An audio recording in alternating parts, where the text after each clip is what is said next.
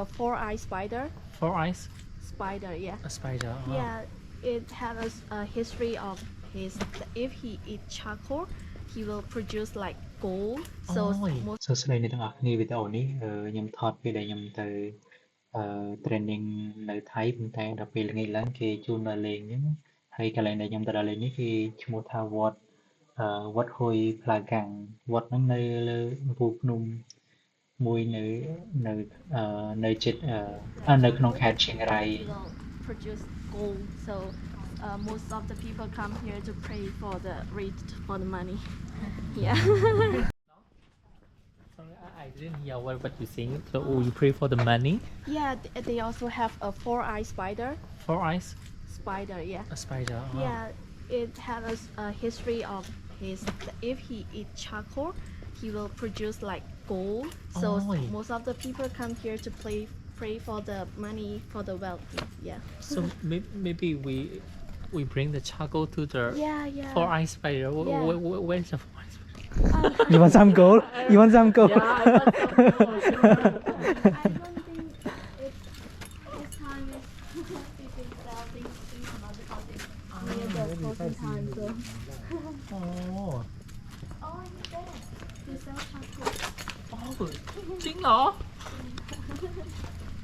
Yeah, maybe I will bring the Yeah, charcoal. you have charcoal here.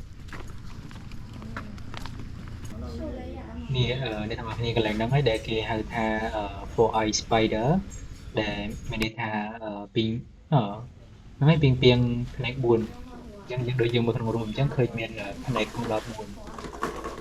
T. តែនេះប្រកបយើងជួបមកដុតដើម្បីបួងសួងសង្ឃីអី We can also like lucky draw. Oh, lucky draw? Yeah, for the For what? lottery. Lottery? Yeah, we Oh. can pray and because Oh. he give money, right? Yeah, So he for will the give money wealthy, by and that. we'll pray Yeah. for the lottery.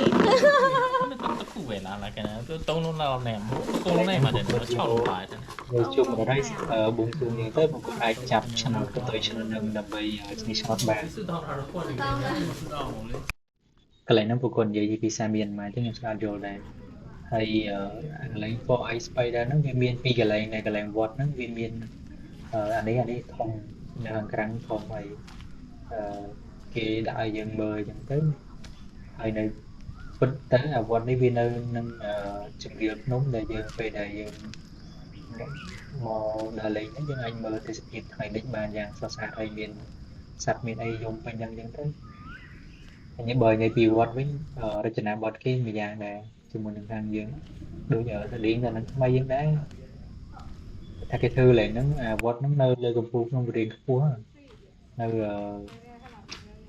ជិះឡានមកសតូដែរចង់20នាទីដែរពីក្រោមមកដល់លើវត្តហ្នឹងណាហើយគេរៀបចំវាស្អាតហើយពេលដែលយើងមើលទៅចំហៀងខាងជើងហ្នឹងយើងមានឃើញមានទីក្រុងគេហើយបើយើងមើលទៅត្រង់ឃើញសតូចនៅនោះមានព្រះនាងគង់ស៊ីអ៊ីវព្រះនាងគង់ស៊ីអ៊ីវដូចនៅរឿងចិនអញ្ចឹងតែវានៅឆ្ងាយយើងមើលច្បាស់ពីវីដេអូហ្នឹងទៅ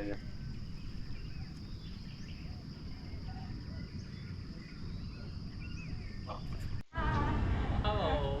Hello. Reading from. Where are these trees?